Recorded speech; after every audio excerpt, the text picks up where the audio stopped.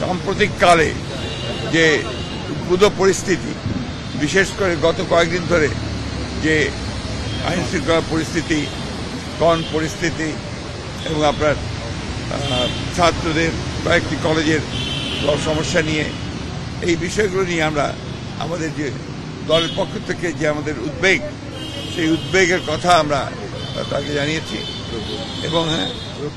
এবং আমরা আশা করেছি যে আমরা প্রধান উপদেষ্টা তিনি তার পরিষদ নিয়ে অতি দ্রুত এই বিষয়গুলোর শান্তিপূর্ণ সমাধানের ব্যবস্থা করবেন এবং দেশে যেন কোন রকম অবস্থার সৃষ্টি না হয় যে সমস্যার মধ্যে দিয়ে বিভাজন সৃষ্টি হবে। এখন যেটা সবচেয়ে বেশি প্রয়োজন আমরা বলে এসেছি এই মুহূর্তে, সেটা সবচেয়ে বড় প্রয়োজন হচ্ছে জাতীয় ঐক্য। আমাদের সামনে এখন অনেক বড় চ্যালেঞ্জ রয়েছে। সেই চ্যালেঞ্জগুলোকে মোকাবেলা করার জন্য বিশেষ করে যারা বাংলাদেশের স্বাধীনতা সার্বভৌমত্বের প্রতি হুমকি হয়ে দাঁড়ায় অথবা এর যে স্ট্যাবিলিটি, এটাকে যারা বিনষ্ট করতে চায় তাদেরকে প্রতিহত করার জন্য প্রতিরোধ করার জন্য আমাদেরকে অবশ্যই একটা জাতীয় ঐক্য গড়ে তুলতে হবে। সেই কথাগুলো আমরা আপনাদেরকে বলে এসেছি।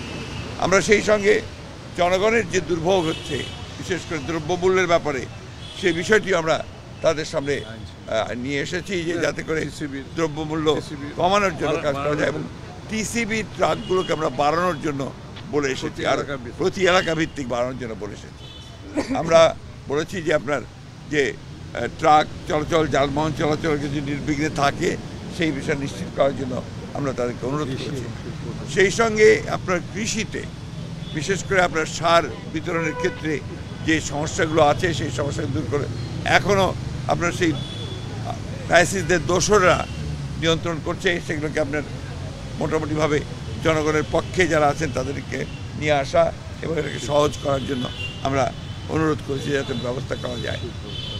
সেই সঙ্গে শিল্প উৎপাদনের ক্ষেত্রে আমরা বলেছি যে যেন আপনার এই নর্মাল যে আপনার অ্যাক্টিভিটি সেটা যেন চালু থাকে, বিশেষ করে শিল্পাঞ্চলে শ্রমিকদের বেতনের ক্ষেত্রে যেন কোনো আপনার বাধা সৃষ্টি না হয় এবং তারা যেন বেতন পান। তার জন্য প্রয়োজনে সরকারকে ঋণ দেওয়ার জন্য আমরা বলেছি যে বেশি করে ঋণ দিয়ে তাদেরকে বেতনের ব্যবস্থা করতে হবে।